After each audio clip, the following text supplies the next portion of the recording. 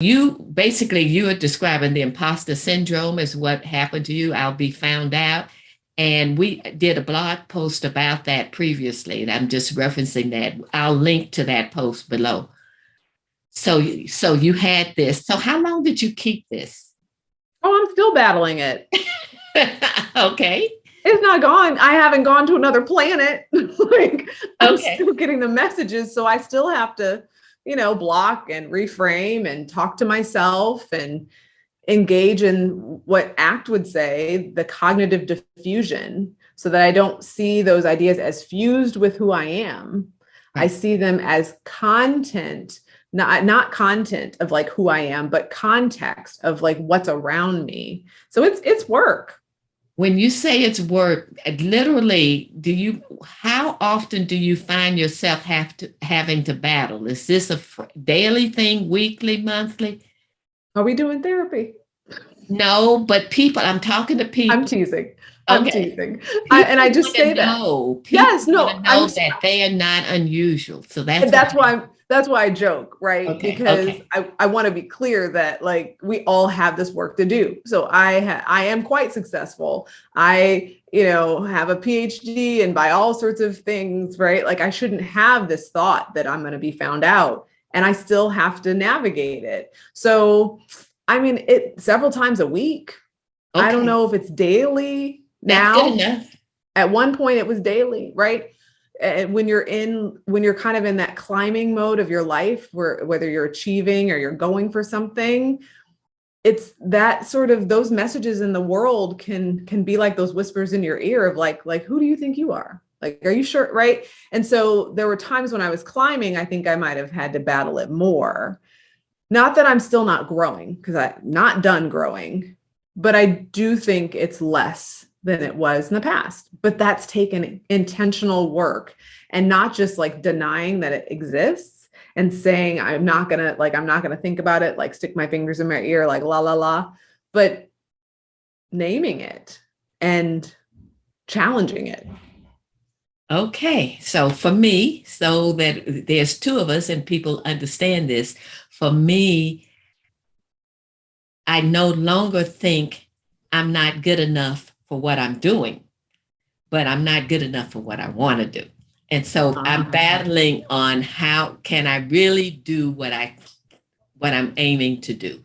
And am I really good enough? And so I go through that same thing of questioning. And I know it traces way back to segregated schools that I was raised in, where the white students had the benefits and we got the hand me down. So I can trace it for me. I'm in a different generation, so I can see that.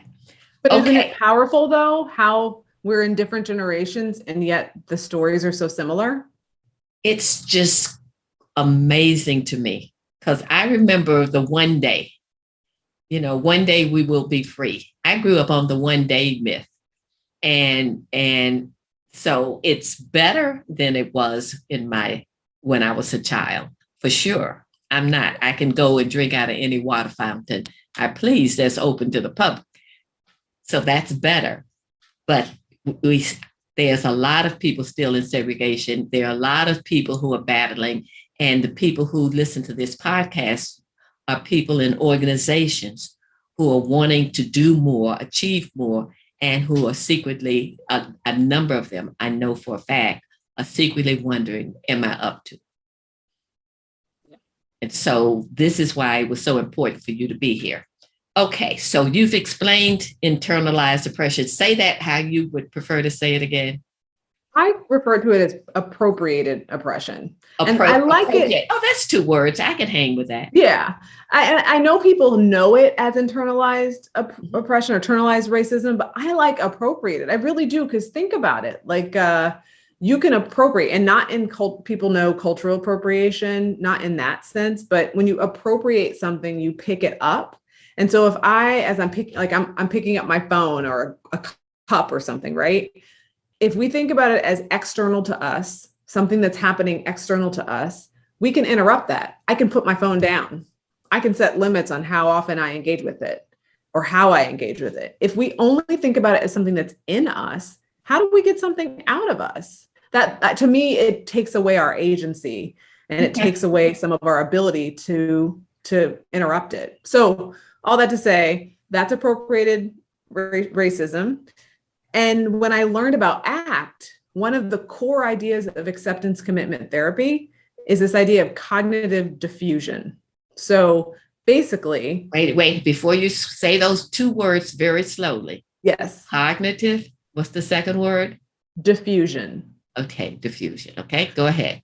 But the reason we need cognitive diffusion, I'll explain it in a minute, is because ACT would say that we get fused, like stuck to ideas about who we are. And they don't talk about it in the context of racism. I was the first to really think about an intervention around being fused with negative ideas around racism, but they would use just general content around, like, say you're a kid and you're made to feel like you're not good enough in general, right? Mm-hmm. That you become fused with that idea. So rather than think there is that thought that I'm not good enough, or this person is trying to make me feel like I'm not good enough, or this thing happened and I don't feel good enough, you start to think I equal not good enough. So you start to think about the idea as content, as who you are, rather than the idea as context, as something that's around you. Does that make sense? Content would be, self as content would be, I'm not good enough, and that equals who I am. Okay. The context would be, my context is telling me I'm not good enough. That doesn't equal who I am, but that's what's being told to me. Okay. So and so the whole point of it is it creates some distance, kind of like I said with the internalized versus appropriated, right? If it's content and it equals who you are, how do you change who you are? But if it's context, what's around you, how you're understanding things, well, you can change that. You have some agency there. And so cognitive diffusion would say we have to separate, we have to defuse. So if we're stuck, we have to create distance between ourself and that content. So rather than I'm not good enough, I'm fused with the idea, it's stuck to me, it's, that's coming up again, that I don't feel good enough. Oh, that idea that I'm not good enough is bumping around, rather than it's stuck to me. Does that make sense? Yes, yeah. Okay. In our book, Reframing Change, my co-author and I had the mantra from way back when, from a Buddhist monk: feel it, observe it, release it. That's what you're talking about. You're using terms so that people can observe it and not just feel it. That is the essence of ACT. That is it. A willingness to acknowledge and feel, right? To observe and to let it go.